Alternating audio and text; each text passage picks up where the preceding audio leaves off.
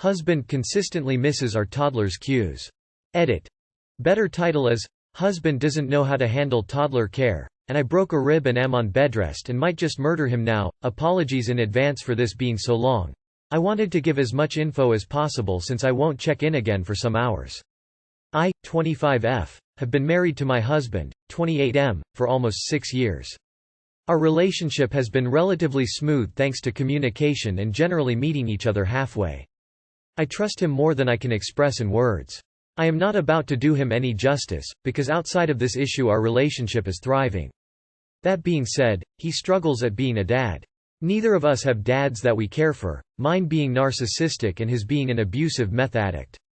Our parenting is entirely self-taught, and I've been to therapy to avoid passing on trauma. Our 2-year-old now has a list of signs of being autistic, and is entirely nonverbal. I was also nonverbal until 3, and am likely undiagnosed. So I've been teaching myself how to communicate with her in different ways, as well as learning every natural cue I can. Gentle parenting has been the hot phrase of the last 2+ years. My husband, on the other hand, doesn't seem to put in any effort. Not only does he miss her cues time and time again until she's having a meltdown, he also puts off therapy to deal with his own trauma. For example, she'll repeat the noise, bababa, when she's hungry or thirsty, and bring either a cup or empty wrapper or whatever else she can grab to show whether she's hungry or thirsty. Then he'll either miss the cue or say, 1 minute, while finishing his task only to forget about it until our daughter is crying, screaming, and biting because she reminded him 3 times over. And once she's riled up, he just seems to give up and stand there. He said, the only thing that seems to calm her down is boob, and she doesn't want to be held. She doesn't want me. It's never that he doesn't want to comfort her, but that he doesn't know how, and refuses to go to therapy despite saying he wants to. I've tried time and time again to explain that he looks and acts extremely annoyed when she cries. I know that he doesn't get annoyed at her, only the situation, especially when he's tired, but she doesn't know that. All she knows is she's upset and Dad is annoyed as a result, and never comforts her. So she always goes to me for comfort, she always turns to me for needs, and that's normally not the end of the world. Until 2 days ago when I stepped on a toy that slid out underneath me and broke a rib. And caught a light cold that makes me sneeze and cough, an incredibly painful add-on. I'm in extreme pain, and the only pain relief offered was ibuprofen and muscle relaxers because of a lot of homeless people in the area restricting the offering of pain meds. I have to take the muscle relaxers to avoid sobbing from the pain, which means no more breastfeeding. I wanted to wean anyway, and have tried 5 times with the problems I'm about to elaborate on. I also can't pick up my daughter or hold her much, unless she holds completely still. She spent the last couple days throwing herself against the rib in question, making it worse. All my physical means of comforting her are out the window, excepting a kiss or hair ruffle, and I asked him to take on most of my care tasks. He refused to take leave for this, but managed to get the okay to work from home. Every time I've tried to wean my daughter, we've come to the same problems. She's refused all other comfort items, and still wakes in the middle of the night wanting to breastfeed. She's waited until I'm asleep to crawl up to me and pull out my boob, which is extremely triggering for me.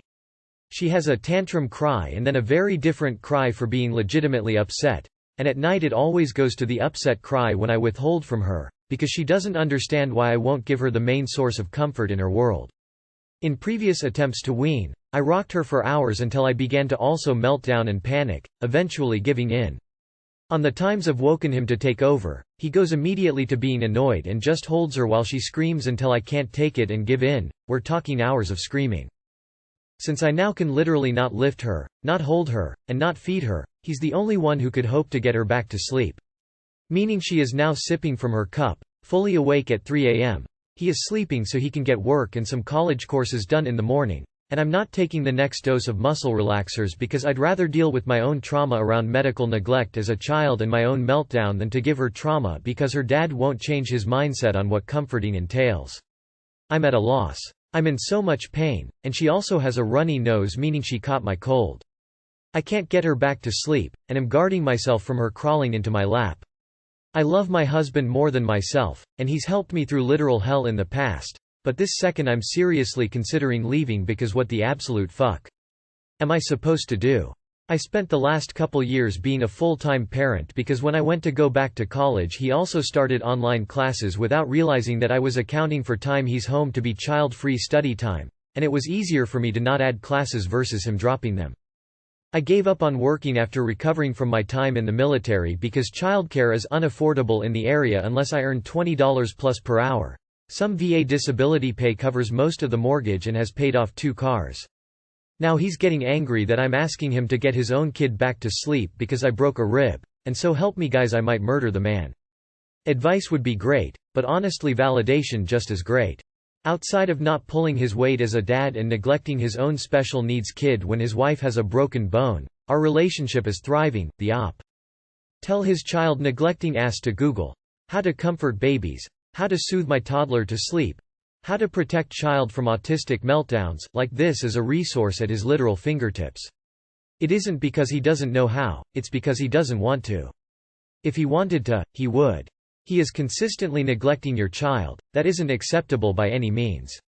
It doesn't matter how amazing he's been in the past, he can't act this way ever. This poor child needs 2 parents. Especially when one is seriously injured. He's selfish as fuck and needs to grow up, like, yesterday. I think this is what we in the justice system call extenuating circumstances. Seriously, get help. If the husband won't provide it, go to a friend, bribe an empathetic teenager in your neighborhood, go through your insurance. Anything, but get yourself some help and don't move until we can be sure that that rib won't puncture your lung on the way out. Y'all need help. Super nanny to the rescue. I know this is hard to see, but I don't think he wants to be a dad. Especially not a dad to a child with extra needs. I think you need to realize he is not going to be a parent and arrange your life accordingly. You are raising this kid alone, whether you're in the same house as him or not. Why is your husband ignoring her? Does he have ADD and can't prioritize? Also tell him to take leave immediately. His family needs him, work will be there when he gets back. Broke up after 6 years. I feel relieved somehow? My now ex-girlfriend and I are both 21. We dated from 15 through to 21 and went to uni together. We ended things yesterday. We never fought or anything, but it seemed as we grew into our own separate individuals. We had different goals financially, traveling, where we want to live, etc. We didn't share any mutual interests or hobbies. It was very stale for a bit now. We broke up and it was so healthy, almost like we are genuinely still friends.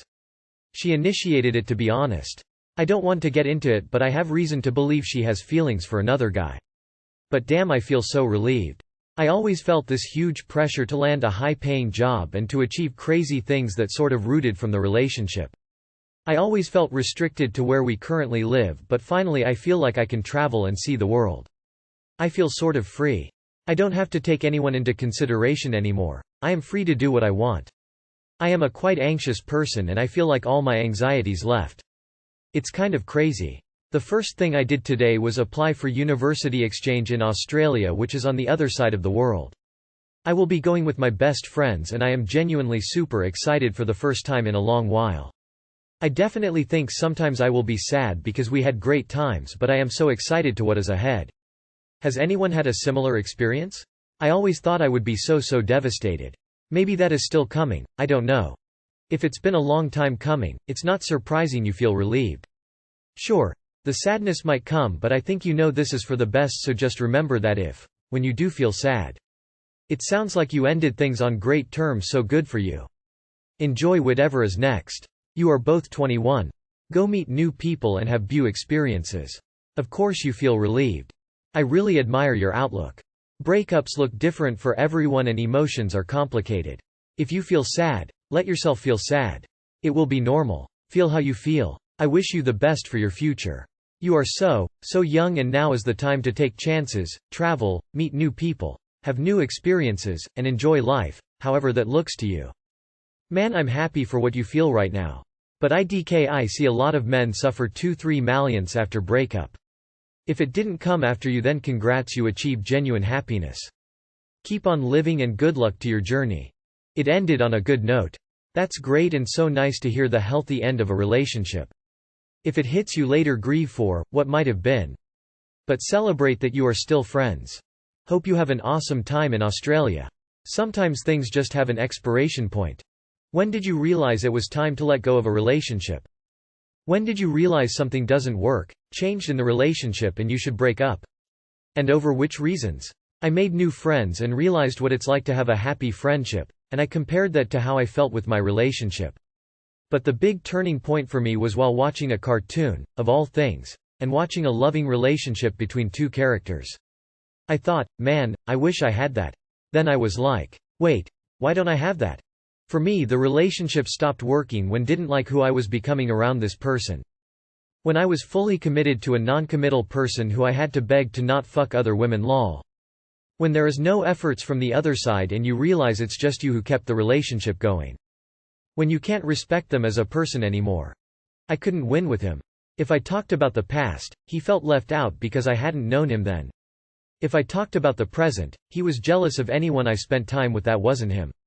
If I talked about the future, he'd get upset if I mentioned any plans that didn't prioritize our relationship over everything else. But if I didn't talk, text, to him for longer than 4 hours, he assumed I was mad at him, ghosting him. Literally the only time he was happy was when I was pouring my heart out trying to make him feel secure.